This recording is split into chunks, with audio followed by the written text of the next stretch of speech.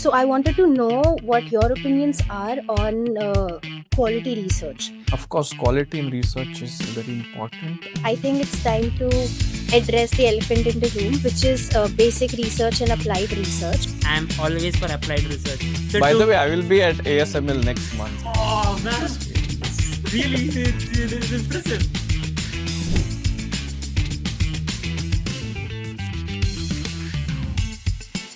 Hi everyone, I am Amrisha, a student at IIT Delhi, and we are here discussing everything about tech policy on T-Policy. Today's session is on research funding. It is a very important topic because while the market focuses on new technology and innovation, they overlook the important link which connects them to the society, which is policies. Policies act as a two-way connector between the researchers, innovators, and tech entrepreneurs on one side, and the social economic needs, state and government goals, and the end user on the other side. Now that this podcast is a small effort in the direction of shedding some light on less talked about topic of tech policy and how it impacts our everyday life.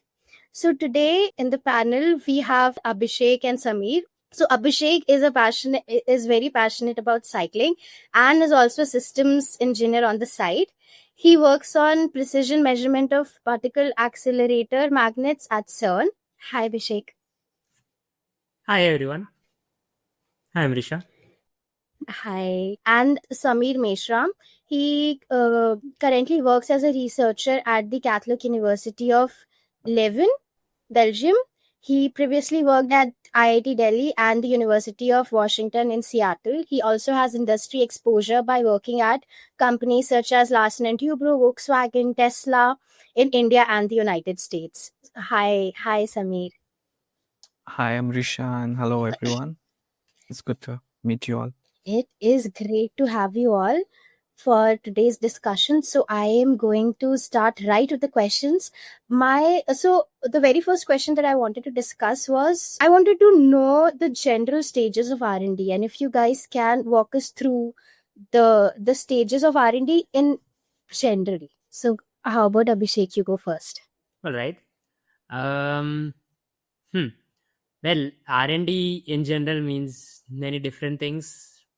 I started off my career in the industry, so industrial R&D is one of the things I keep reading about. It's basically one industry, any kind of, let's say, since I worked in a machine shop, if someone wants to iterate on a new thing, suppose manufacturing a new machining technique for aluminium, for example, some specific shape, so you have to develop a new machine which can machine this specific thing. So this stage of development is called R&D for that specific industry. So they have to spend some kind of resources, investment is required to develop that system. This stage requires some kind of funding from the industry, and in this stage of research there is no output as such to the industry as such. So the industry has to really believe in the technology they are developing. Suppose it takes about 1 year for the technology to develop. After the 1 year, they will have significant output from it. So this is some sort of how industrial research and development works as of today. Great. Sameer, do you have something to add on to it? Yeah, I think Abhishek covered a lot of good things about R&D stages. What I can add here is like if you were to see in an engineering setting, what R&D stages are generally seen is, I mean, idea is like I would divide it into like 3 or 4 major parts. So one would be like hypothesizing or having an idea, and you narrow down your scope, generally discussing several things, and then from the idea you plan certain kind of an investigation, which I would call, say, investigation or an experiment, and you perform these experiments, and then you kind of have some output from these experiments, which you then further develop, and then you report your results. One good metric for different stages of R&D is what was developed in the US by NASA, and it's called as technology readiness level. So from 1 to 9, and then you go from idea to idea, which is at a level 1, and then a level 9 is something that is readily available or already deployed. So I mean, there are these levels through which you can assess like what R&D stage or what development stage idea is. Samir, you've talked on a very important point of metrics of research. So I wanted to know what your opinions are on quality research. Like, I wanted to discuss more on the metrics of it, and what do you think defines a quality research? I think, Samir, you should go first. Yeah, I mean, uh, of course, quality in research is very important, and putting Cheese. some metric on it is very Cheese. obvious. But however, we find that if you see the broader spectrum of research, there is no one particular standard metric currently that quantifies your research success. However, there are some indirect indicators of uh, like the quality or success in your research, and one of them, as mentioned earlier, was like the amount of publications or patents one has, or sometimes for academics it is the amount of research grants you have, or if you license your patent, then how much licensing fees you received. So I mean, there are different metrics, but they are very they're spread out. There is no agreement on any standard one metric. True. I Yes. think till now that I've understood is we kind of have two metrics. So one framework is for understanding how impactful or how important the research of a researchers are, and the second is where the government or the funding bodies use frameworks to decide if a particular project has to be funded, or how worthy it is of getting their money. So can we reach on a middle ground of it? Because looks like they both of these things are poles apart. So Samir, what do you think? Can we reach a middle ground on it?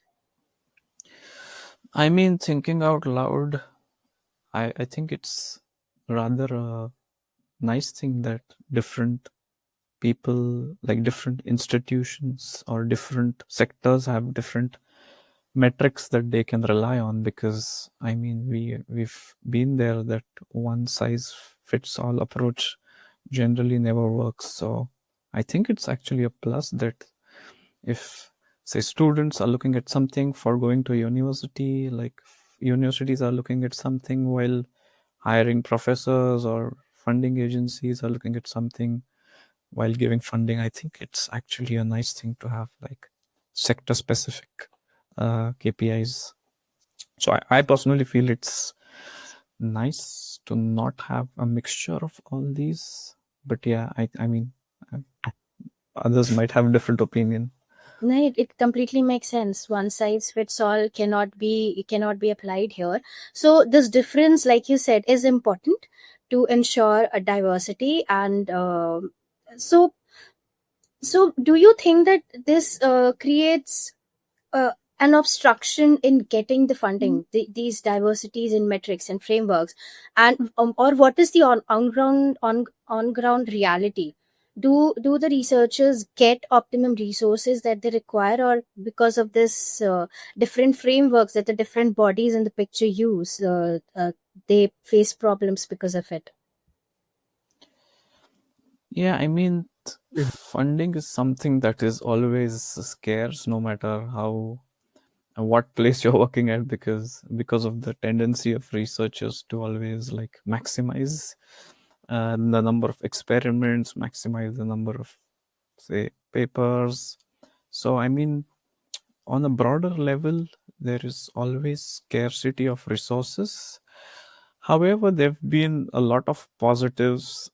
If you see, say, for example, what is happening in Asia, Asia has seen a huge uptick in research funding spending in terms of percentage of GDP and also the GDP itself.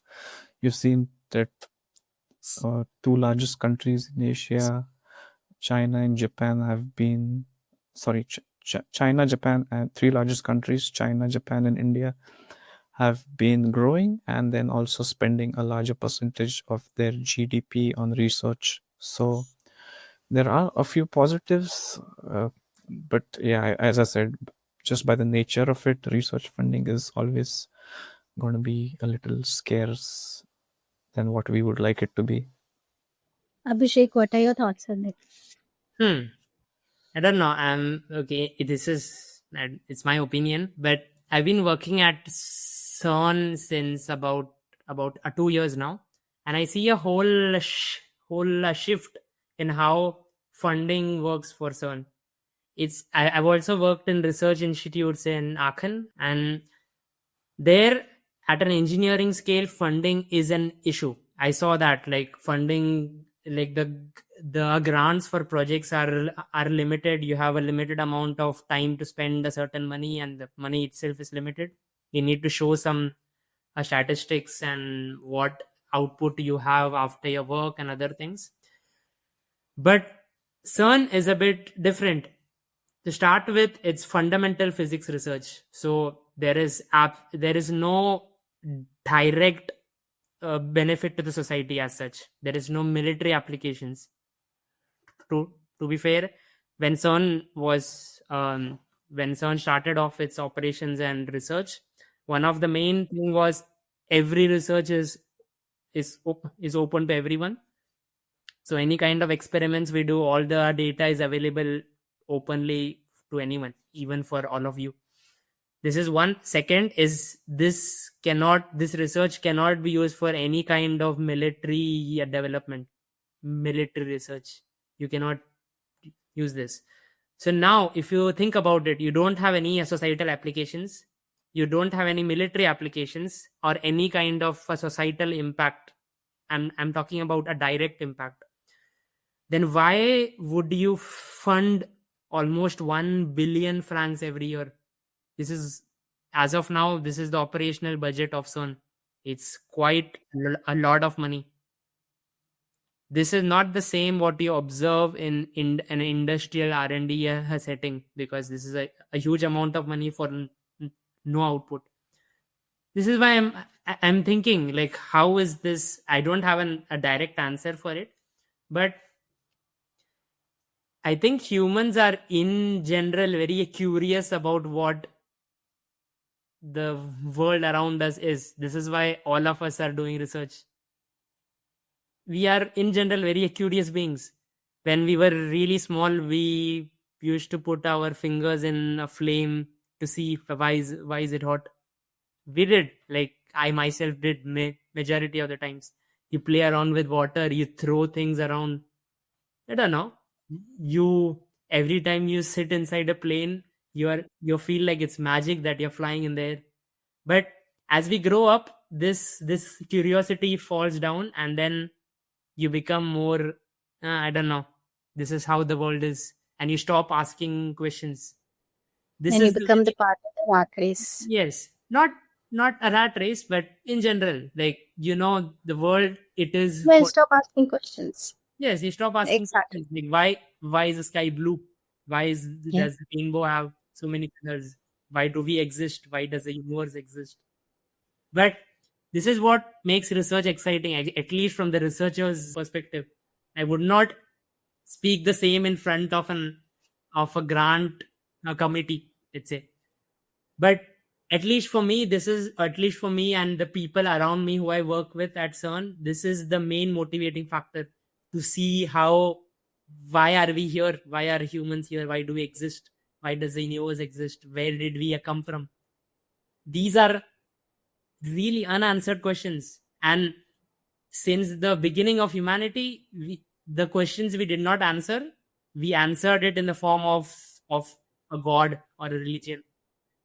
But I'm not saying that's a different thing, but this is a very standard thing. So if I was living in like 500 years before or 1000 years before. If I did not understand things, it's like a supreme being is what made sun glow. But now we know it's the fusion of hydrogen and helium. This is research. That at the time of this understanding, we did not have any societal applications. But now, fusion research is one of the cutting edge solutions which we are yet to develop, so that we can have kind of infinite energy. Huh? There's no energy crisis anymore. We don't need to rely on fossil fuels. So, and the country with the most, yeah, that's infinite energy is the country which wins. Let's say it's the race of energy. So yes, so the funding is it's kind of sketchy, because in industrial setting you always look forward to immediate applications in the next 5 years or 10 years, but in fundamental science research, not so much, not straightforward. Fortunately, we did not require money as children to question or understand why our Mhm. fingers are not burning while we're putting it on the flames. True. I wish all the researchers on this planet wish it was even true when they are at their 40s or 50s, just curious, trying to find answers, and maybe not worried about how much money they have for getting to the answer of their question. So we have basically looked at the European picture of the things. I would like to understand how is it on the other parts of the world, since we are all from India and we are very much aware, especially Samir, of the landscape over here. I would like to understand on what his thoughts are about the funding landscape of India. So let me break down a little bit like what has been the Indian funding scenario. So as I said, India has doubled its GDP almost in the past 20 years, and its funding as a percentage of GDP towards research has stayed around the sub 1% mark. So I mean, but it's also on a higher base. So if you see over the past 20 years, the funding has almost also doubled in research. However, we see that in say the European Union or the United States, this sub 1 percentage of GDP funding is at say 2 to 3%, and also the GDP is kind of substantially larger. So I mean, you have more resources for a lot lesser people in the West.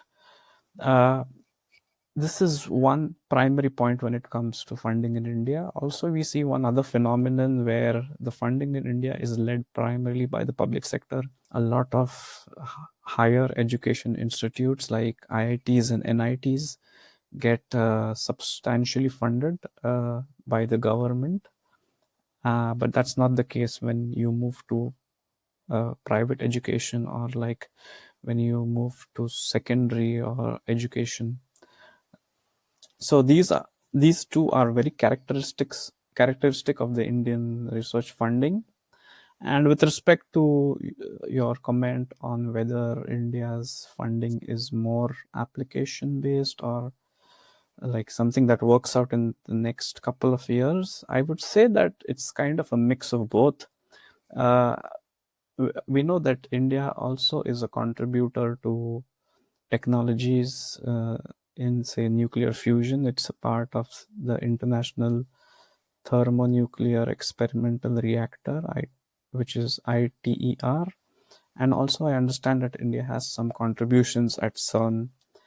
And another very interesting aspect is we have a very non-tangible focused space program, uh, in the sense that we have a very nice space research organizations which has been doing very good in non tangible or non-application, not non-immediate application based funding.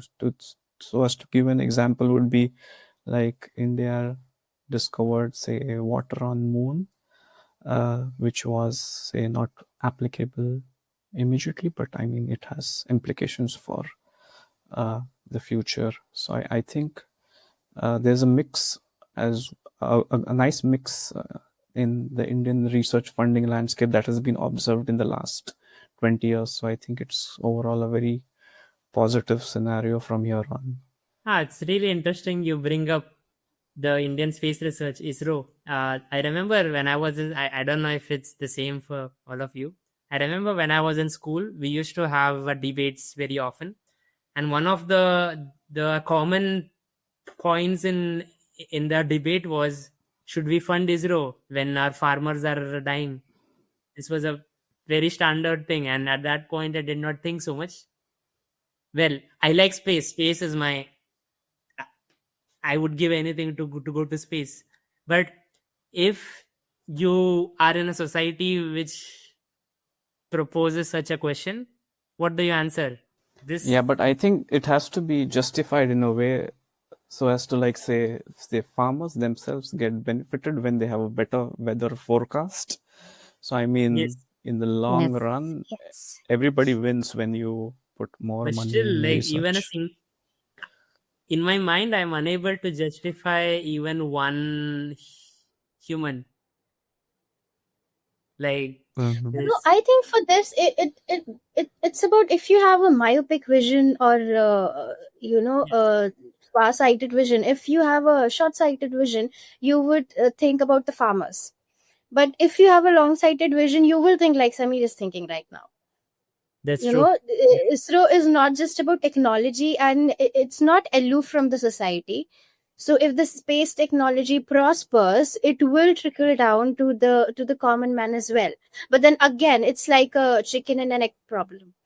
Yes, that's So true. the And farmers will be able to utilize this technology only if they know about it, if they know how to implement it and improve their crop yields and their overall financial benefits as well. I think agriculture has improved a lot in the last like 20 or 30 years with the impact of technology in agriculture. But yes, but I always think from the, if I am in the, I am a minister who supposed to fund either this or this, which is not the scenario anywhere, then what would my You answer can be? fund both. If a group of 100 people are in front of me and I'm responsible for this, if I'm supposed to answer, as of now I don't, there's not a clear train of thought in my mind that okay, this is what I will say and they will be convinced. All this discussion with the space research, and also Abhishek mentioned a bit of it, I think it's time to address the elephant in the room, which is basic research and applied research. So I would like to understand Samir's take on it. Like, what does he? Again, I'm coming back to the same stupid question.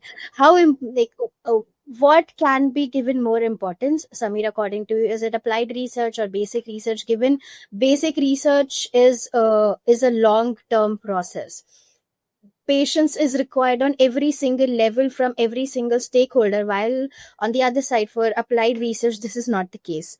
What are your thoughts on it? Yeah, I mean, basic and applied research. This debate is, I mean, research. This debate kind of affects. I have seen in my experience across the globe. There is no particular region which is immune to this funding bias. And the reason is also, as discussed earlier, is that allocation to research as a percentage of total resources is quite limited. So people try to get the maximum bang for their buck, and that, it seems, happens more for, say, applied research. Something, say, you research on something that gives you an output within the next 5 years. Also, politicians tend to care much more, and they are uh, the ones making a lot of these funding decisions. And for them, the way their cycles work is around a 4 to 5 year cycle.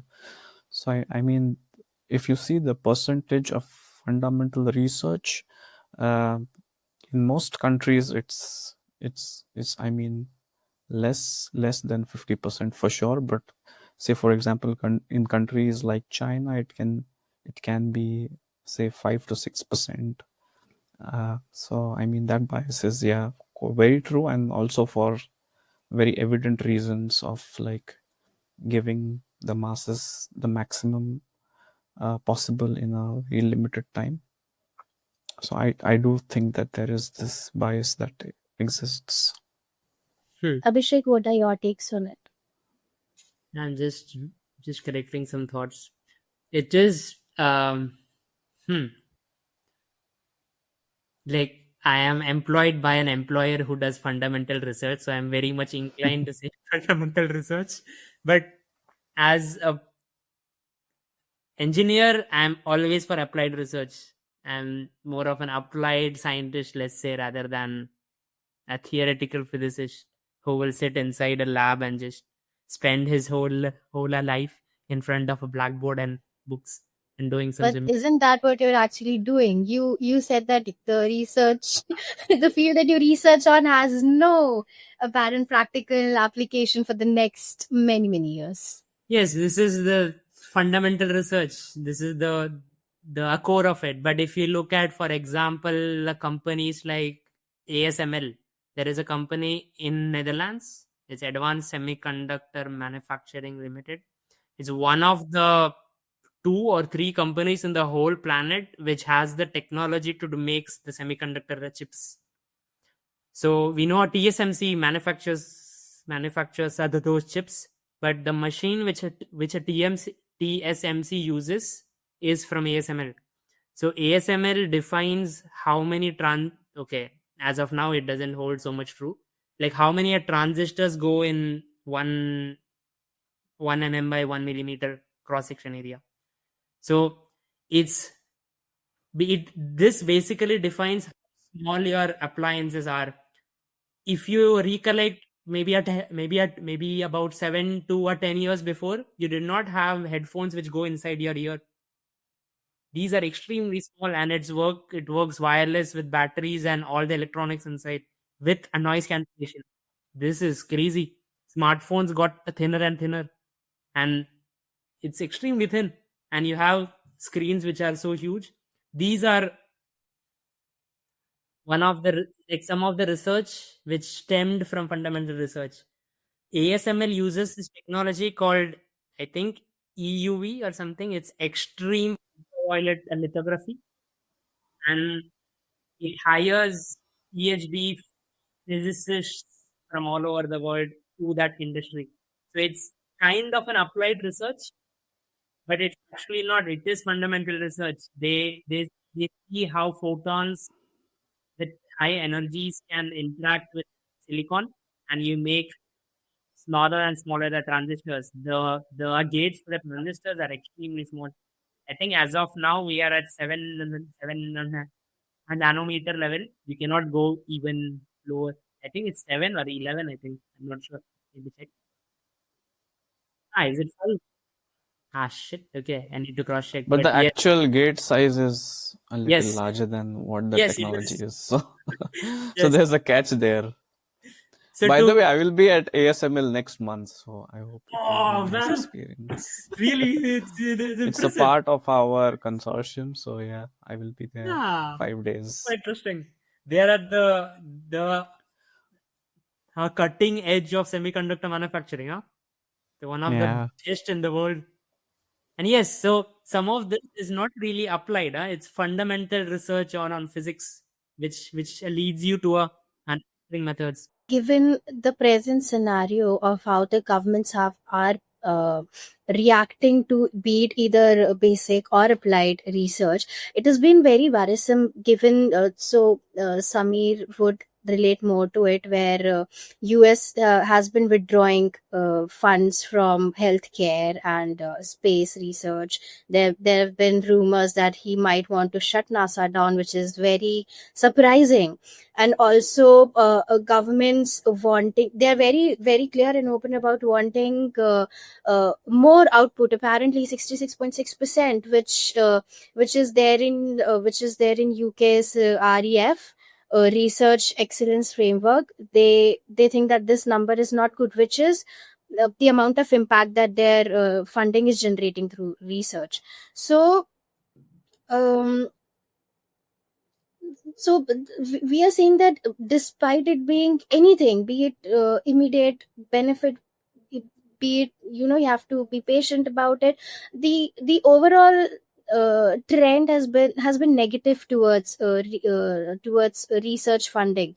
So how do you see this whole scenario working out, Samir, if you would like to discuss more on it?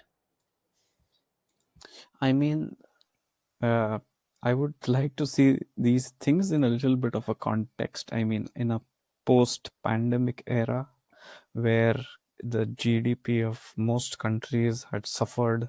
I mean, if you see, most countries went down 1 to 3 years backwards in terms of their gross domestic produce. So this was a time of like prioritizing certain things uh, like say for example increasing your reserves or spending more money in say sectors that are quite fragile as over say research, which is something very forward looking. So I think this is a effect of it was a lot of it in the recent news was an effect of the pandemic and how it impacted economies. However, if you see the particular example that you mentioned, say for example of US trying to say shut down NASA and like you have to see that in particularly in the West, private companies are now starting to take over the roles that were traditionally only meant for the public sector.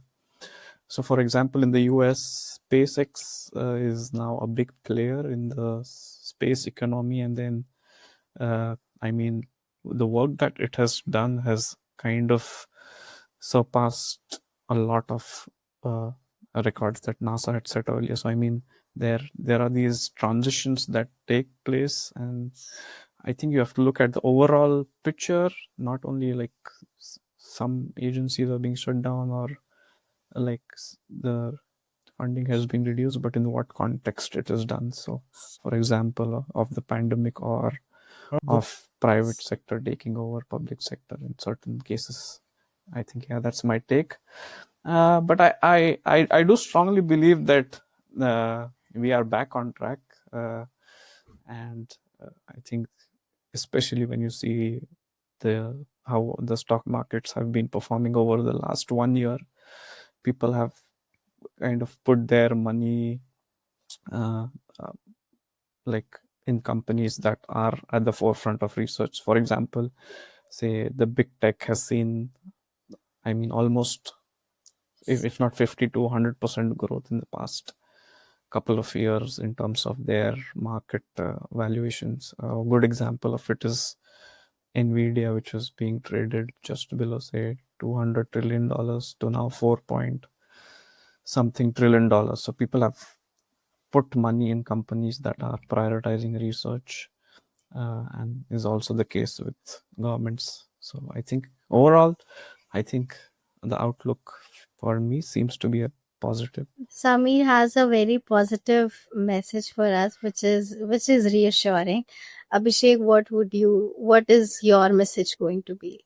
I don't know. I don't completely agree with what Samir said. I'm sorry. You brought up a very, like, let's say a typical example of NASA versus SpaceX. SpaceX is driven by the motive of making money. One of the main goals for SpaceX is to drive a profitable venture. The whole, it does innovation, and the fact that it could land a booster rocket is freaking amazing. Oh my god, this is crazy. The level of control systems it takes to land the booster back. Oh, respect. But again, it does this because it can reuse the booster again and fly to space fast. So the turnaround time to launch another payload is much quicker. But imagine NASA just flew an helicopter on Mars. It sent a probe outside the solar system, the Voyager 1. It threw a small probe inside Europa, one of the moons of Jupiter, only to see what's inside. All of these will not be a thing if SpaceX rules the space era of the world or the US, because you're driven by profit. It will A only short evolve. interjection. Can I Yeah, make a yes. short interjection just to have a discussion? I mean, like on that point, maybe trying to develop a vehicle that can land on Mars, or say, for example, even Starlink, I think is quite quite a new innovative approach. But however, I do agree with you that the nature of projects is more applied and Yes. tangible, and yeah, Starships for providing internet and getting money. yeah, Yeah, it's good. I'm not saying it's bad, but there are two different objectives of research. So NASA is more of this. I would say it's more fundamental research to just see like how thin the atmosphere is in Mars. Does moons of Jupiter have liquid water which can sustain human life? Even if you find a single cell, it's a huge thing. Although it has no implications whatsoever for the society. So yeah. yes, these are two different things, huh? And also the funding of NASA is extremely small, whilst from the taxpayers' money. If you consider the military budget of the US and other fundings, but SpaceX is a privately funded thing. So yeah, these are different things. So everything, including public opinion, the government of a particular country, in which direction they are thinking. So will this have any effect on the domains of funding as well, like some domains getting more priority because it is maybe popular, it is the buzz now among people, and the other domains which are in the shadows. So do you think even this plays a role, popularity of a particular domain? Abhishek, what are your thoughts on it? Yes, the first thought that comes to my mind is artificial intelligence as of now. It has a big craze as of now with the chat GPT, transformers, and I don't know, LLMs, large language models. Everyone is using them, and this is the craze also in research. If you squeeze in somehow AI into your research, it's relatively easier to convince other people to be more excited about it. Just add AI in anything and you get tons of funding. Just AI toothbrush, Yeah. and it becomes the talk of the town. Good. Suddenly, its prices are skyrocketing. I was Yes. gonna buy a AI toothbrush, by the way, last week, which was like the Oral B I09. I don't get the trick a What toothbrush. is the point of AI in it? Where does AI come into the picture in a So toothbrush? apparently it does, like, based on Scan your cavity? no, based on your Shit. hand motion and the direction, it tells you if you have missed any areas. It keeps a track of it for the entire week, or and if you miss certain areas, it will ask you, and it's live with your phone, so you can put your phone and then start brushing. Ah, this actually sounds fun. I mean, it's like I was pretty impressed by what they did with a toothbrush. Huh? Ah, nice. Yes, like AI is going on everywhere as of now. So that Yeah. I think yes, there are a few domains in which are more uh, popular. Let's say like uh, yes, computer science is always there. One of the things. So uh, like a theoretical computer science, at least in the beginning of 2000s, or even like let's say 1980s, it grew on to become more, to have more societal applications directly. Like as of now, our entire cloud, maybe like majority of the cloud interfaces which we use are hosted by either AWS or Azure, Amazon Web Services, or Microsoft. This did not exist before the 2000s. And also a Google, and the whole concept of internet and being connected to each other. All of us are in different countries as of now, all of us, and we are able to have a chat. This is extremely easy. So yes, so all of this funding is more on if people see, if the funding agencies see an impact within the next few years, you get the money. So with AI, it's chat gpt now. The craze with chat gpt is like here. Everyone is talking about it. Even non-STEM people with no background whatsoever are using a chat gpt. And I think majority of these people who decide where the funding should go are from non-STEM background. Politicians who decide where the money goes don't really know like the domain. I might be wrong in this, but this is what I observe generally. Samir, I wanted to know how important the exactly the market dynamics of research funding were when you decided your PhD. If you would like to do PhD or not, and if yes, then which field would it? I mean, I unfortunately am in a space which was or is a buzzword still in the mechanical engineering field, which is like 3D printing or additive manufacturing more formally. However, if you see, I like to look at it as like a free market demand supply dynamics. Like if there is buzz, there is more demand, and consequently there is a a supply of researchers, engineers, or people wanting to fund. And then in a free market, if this isn't sustainable, this would die down very quickly. However, we see that certain buzzes have stayed with us. Like for example, the .com buzz, though it dwindled, but still is kind of sustained through other innovations such as the cloud, for example, what Abhishek mentioned. So I mean, as long as there is this open free market dynamic playing out and there is sustained demand and supply, I think it justifies well that people want to put their money where the mouth is, and then it kind of works out for everyone. But however, for me personally, I didn't. I was kind of agnostic to these buzzes, and my decisions were primarily like they happened over years. They were not like taken very on the go. And for me personally, it didn't affect. But I know people for whom, like the younger generation that I know of, they tend to be quite sensitive to these these buzz scenarios, and I think it's well justified if they see like real term tangible benefits, but also they should be aware that it might not be uh, similar across decades. So there is always a balance that you play out.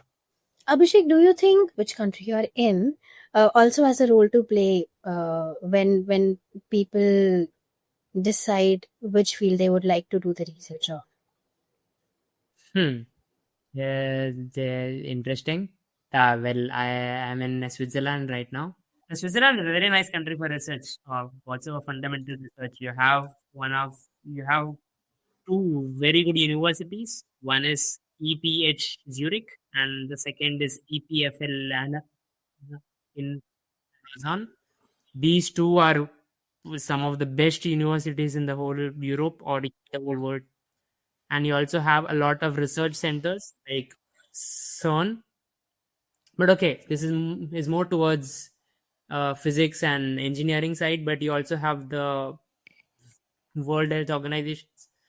So you have doctors and people working in public health in these organizations. So some of, like, I had a neighbor who worked on the distribution of vaccines during the COVID pandemic in a few regions. She is a doctor, and but she doesn't work in a hospital. She works for public health.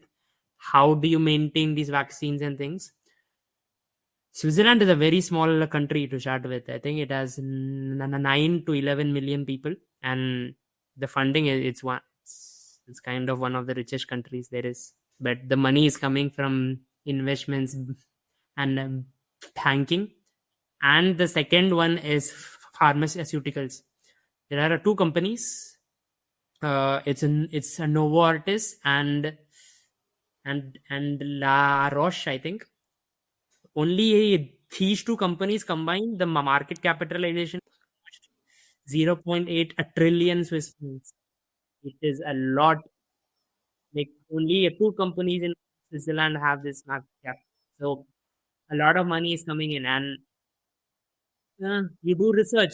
So this Swiss does a lot. It does a lot of research in science and technology. The ETH Zurich is amazing. It's hands down for engineering. It's one of the best universities there is, and CERN is also really good in fundamental research. Yes. So, but if I, it was my dream as a kid to visit CERN once, but I would not say I was focused on CERN. Like it is CERN, or I will do no research whatsoever. I generally enjoy doing research. I'm curious about things. I like to play around, something like this. But I would not say a random student who is 17 or 16 in India would having a goal of reaching here is good, but rather he enjoy the process of the research, because people who end up in research are not really in it for the money. This I think is, I believe it's true, but I'm not sure. Like otherwise, you would have Nobel Prize winners who are millionaires. Some of them maybe are, but they're generally not. They stay in a small apartment with a small family, drive a small car, maybe not even a car, something like this. So they spend 40 years of their career for a prize which they don't even know they will win. So you're saying someone in school should aim for the Nobel Prize and work really hard. This might not be a correct approach to start with. In mathematics, you have this set of problems which are not solved yet. It's called the millennial problems. If you solve one of these seven problems, there is a prize money of 1 million US dollars. If you solve, you get the money. But people have spent their whole career on solving these problems.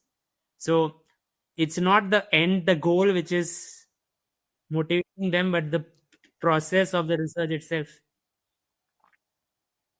So it's usually the society you live in around you, your friends, your families, your role models, who you grow up with, who decide whether you like research or not.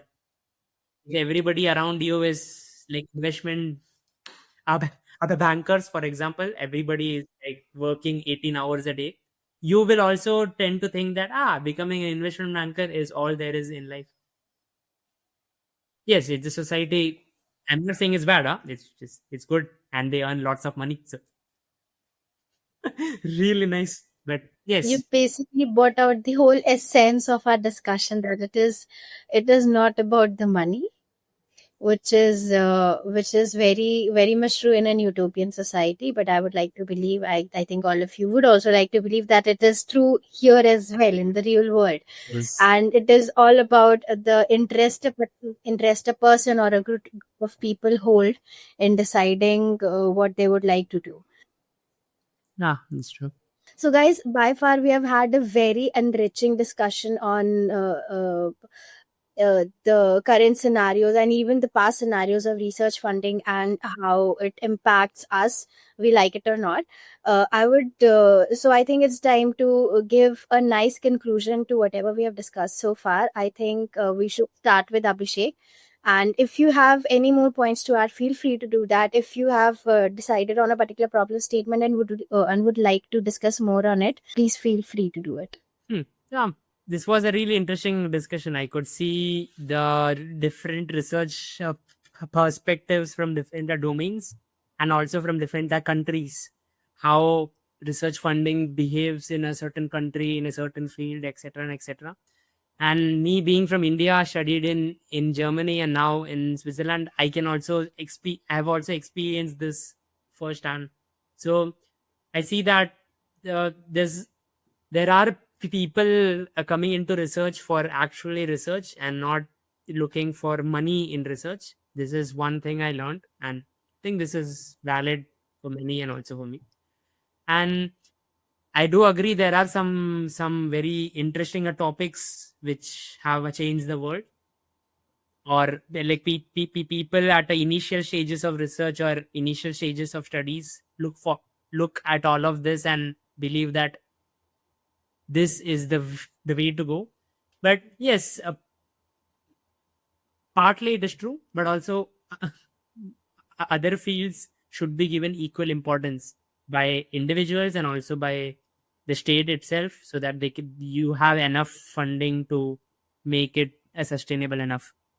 So yes, this is my take on this talk. Thank you so much, Abhishek, for your thoughts. Sami. Even for me, I think this was a very interesting conversation, discussion. Lots of different perspectives were given from different countries. And yeah, I mean, the take home message for me is like, I mean, research is something that is, I mean, we are all researchers. We are all right from the point we are born, as Abhishek was saying, we are curious and we try to find out why things work the way they work.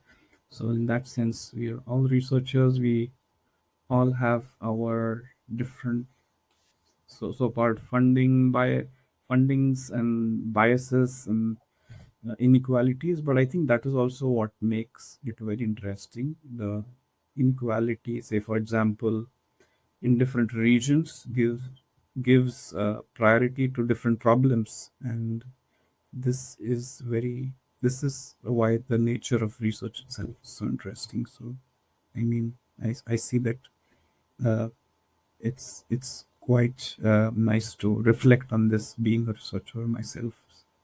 And yeah, but that I would like to give it back to you. Thank you for your thoughts, Sami.